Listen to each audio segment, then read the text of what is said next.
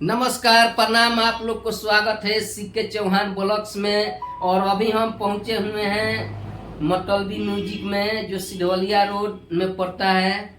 यहाँ पर मेरा गाना अभी रिकॉर्ड हुआ है और उस गाने को नहीं, दूसरा फिलहाल हम गाना जो गाए हैं उस गाने को हम गा कर आप लोग को बीच में अभी सुना रहे हैं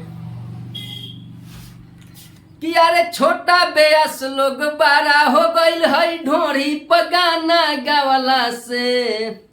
अरे छोटा बेस लोग बारा हो गईल है ढोरी पर गाना गावला से। नीमन लोगवा बैठल बारे भक्ति भजन कैला से। नीमन लोगवा बैठल बारे भक्ति भजन कैला से। ए भाई, जे भक्ति भजन करता उ जल्दी फेमस नहीं खे होत, वायरल नहीं खे होत। आए जी ढोरी पर गाना गा के कितना ब्यास लो हमारा सामने के एक संग के ब्यास लो हिट हो गई।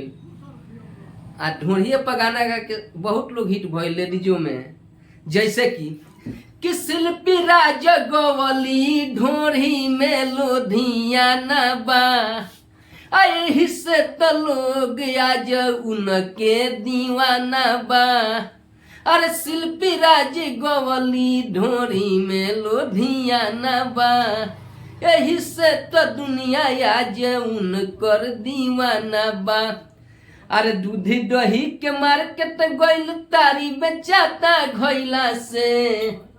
अरे दूधी दही के मार्केट गइल तारी बेचाता घइला से। नीमन लोगवा बैठल बारे भक्ति भजन गइला से।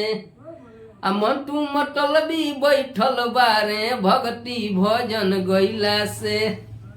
दूसरा अंतरा कोई भी सिंगर गा सकता है। हाँ, कोई भी सिंगर गा सकता है, कॉपीराइट नहीं जाएगा। ओनली फॉर फ्री, एकदम फ्री गाना है।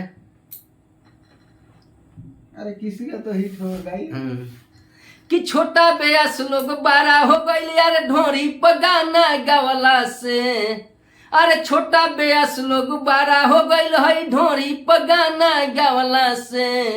नीमन लोगवा बैठल बारे भक्ति भजन कैला से। नीमन लोगवा बैठल बारे भक्ति भजन गइला से।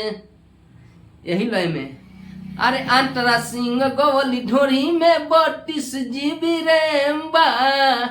कहलिए में खेले वाला ऑनलाइन गेम बा। अब बताई लोग, अंतरा सिंह के ढोरी में अगर जो 32 GB रैम बा और में खेले वाला ऑनलाइन गेम बा, तो कमेंट कई लोग कैसन गाना बा कि अंतरा सिंह गवली ढोरी में 32 GB रैम बा। कहली ऑनलाइन में खेले वाला गेम बा।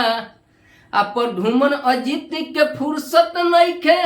रोज गारा गारी कैला से। स्टेज पर इतना ना गारा गारी होता कि वो लोग के मार्केट पड़ गइल बा, धका धक प्रोग्राम लिखाता। अरे पर ढूमन अजीत के फुर्सत नहीं खे गारा गारी कैला से। नीमन लोगवा बैठल बारे भक्ति भजन कैला से। मंटू मतलबी बैठल बारे भक्ति भजन कैला से। दूध दही अब छोड़ले बारे दारू पियता रे घइला से। दूध दही अब छोड़ देले बारे तारी पियता रे घइला से। अरे छोरी गईल हमारा के पगली। आरो तानी पीटी के कपार। अरे छोरी गईल हमारा के पगली। आरो तानी पीटी के कपार। अले तबिया ससुरा में माजा। अले तबिया ससुरा में माजा। लगे सुता के रोज भातार। ले तबिया ससुरा में माजा। लगे सुता के रोज भातार। ले तबिया ससुरा में माजा। यह सोची सोची हमार धड़कता छतिया। अरे याद आवे मंटू भाई पहले के बतिया ओहो अरे यह सोची सोची हमार धड़कता छतनिया आ याद आवे मंटू भाई पहले के बतिया। अरे मंटू भाई जानता का कैलस अरे तनिको न कैलस हो विचार अले तो बिया ससुरा में माजा अले तो बिया ससुरा में माजा आ छोरी गईल छोटू आयार ले तो बिया ससुरा में माजा लगे सुता के रोज भातार अले तो बिया ससुरा में माजा कहलस के मिले आए मैं फेरू अपना गाँव में ए भाई लागे न मने सन करे आई अब चुनाव में कहलस की मिले आए मैं फिर अपना गाँव में लागे न मने सन करे आई अब चुनाव में आई है सोच लागता बुखार छोरी गईल हमारा के खचरी छोरी गईल हमारा के खचरी माजा मार संग में भतार छोरी गईल हमारा के खचरी माजा मार संग में भतार छोड़ गईल हमारा के छिनरी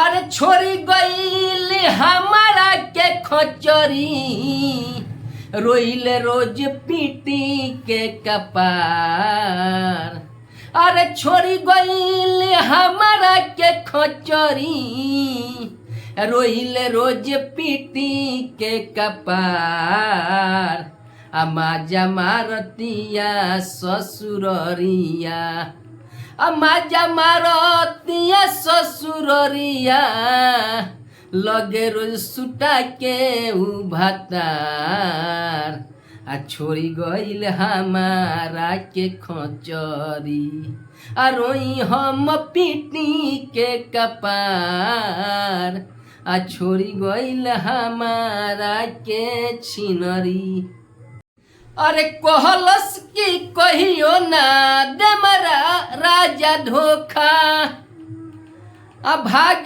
गईल पाई के चक्के में मौका अरे कहलस की करब नहीं कब राजा धोखा भाग गईल चक्के में पाई के मौका ए भैया अरे कहलस की कब नहीं करब राजा धोखा भाग गईल चक्के में पाई के मौका आई है सोच लागता बुखार चल गईल हमारा के छोड़ के माजा मारे अब ओकर भतार चल गईल छोरी के खचरी माजा मारे संग में भतार चल गईल छोरी के हो खचरी।